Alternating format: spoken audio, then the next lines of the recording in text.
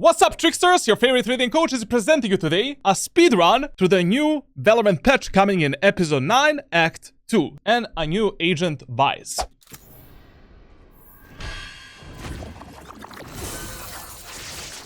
All paths end with me. Okay, first of all, overall looks of the agent is really slick. Something new, not just a, generic agent coming into the game. I mean, every agent in Valorant has an interesting design, so this one is, thumbs up. Cannot wait to see what is hiding behind this mask. Let's talk about the abilities and where I put this agent. Essentially, the first ability, which is the Razor Vine, is very, very useful on a defender's side.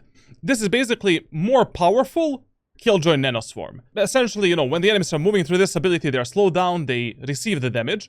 And on defense, this ability is amazing. But on the attack, this ability is kinda only useful in combination with other abilities, like, Aftershocks, I don't know, like Killjoy Molly, KO Molly, that type of stuff, and in the post plants. Now, the second ability is the Wall, which essentially has a really nice range. You can create some really interesting wall setups. If you connect two walls together, you can extend the wall range, as you can see. And on attacker side, you can block quite a lot of, positions from the enemies when they're moving in. Essentially, the wall activates as soon as somebody crosses this white barrier. You cannot destroy the wall in any way when it's placed and when it's up as well. The only thing is that this piece of utility is really good on a defender side because you can isolate the most aggressive enemies as they're pushing into the site. Like, for example, you can put a wall here, do the Razor Vine here, then flash up here. And then, when enemies are pushing B site, wall activates, you use the flash, use the Razor Vines, and peek the enemies. This wall, in my opinion, is a bit better if you use it in a bit more interesting way on a defender side. Like, yes, you can use it as an alarm bot and as a tool to isolate the enemies as they're moving through the choke point. It is useful like that. But it would be really cool if you use this wall in combination with some other abilities. Like, for example, you're playing A short of bind, you have Raze in the team. You can put a wall right here, an enemy comes behind the wall, your Raze does a nade, enemies are cooked behind the wall. On attacker side, this wall is useful mostly on post plants, but also, it can act as a alarm bot for your back, because the wall is activated by the movement. So, like, you can place the wall like this, and if the enemies are flanking behind you, you will get that information. The third ability, which is the most useful ability of this agent, in my opinion, is the flash. Flash is really good. Like, basically, the flash lasts for around 3.5 seconds.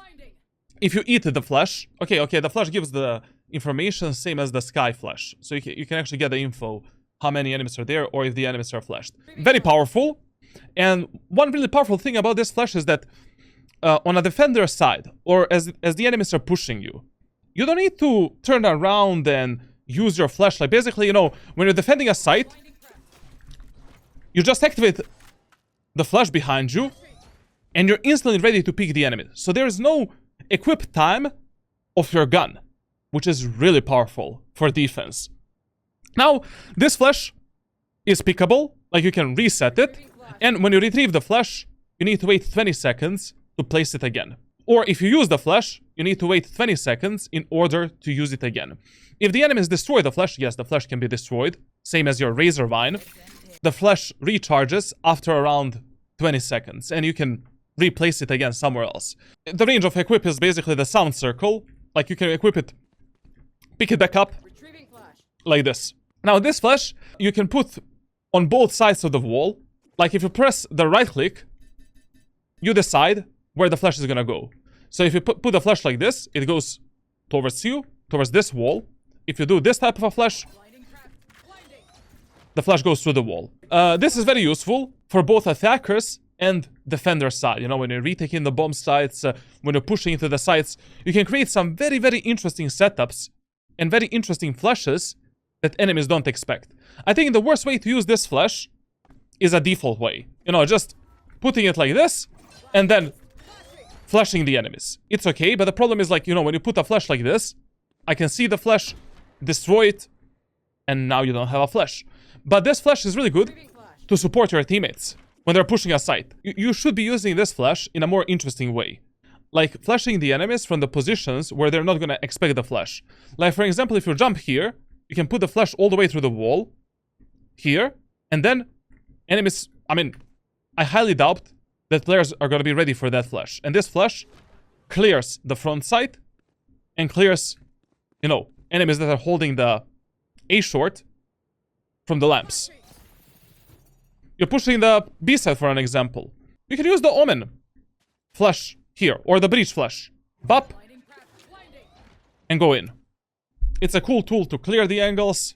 You get another flash after 20 seconds, so potentially, during one half, you can use like 3, 4, or even 5 flashes during just one round. Now, when it comes to the Vyse ultimate, it's a bit underwhelming. You equip the ultimate, and you have this circle on the minimap, where the ultimate basically deploys.